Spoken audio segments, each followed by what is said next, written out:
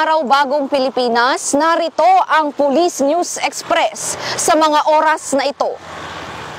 Matagumpay na nagsanib puwersa ang mga tauhan ng 3rd Platoon ng 1st Isabela Mobile Force Company kasama ang Bureau of Fire Protection at LDRRMO Rojas. Ito ay upang isagawa ang isang critical na rescue operation para sa mga individual na na-stranded sa Sitio Karagsakan, Barangay Rizal, Rojas, Isabela dahil sa hagupit ng Super Typhoon Uwan.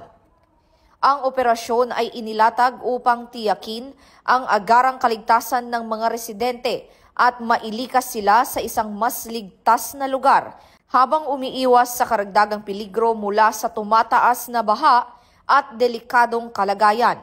Ang kaganapang ito ay nagpapakita ng malakas at mabilis na pagtutulungan ng mga ahensya ng pagpapatupad ng batas, emergency responders at lokal na pamahalaan bilang epektibong pagtugon sa panahon ng kalamidad.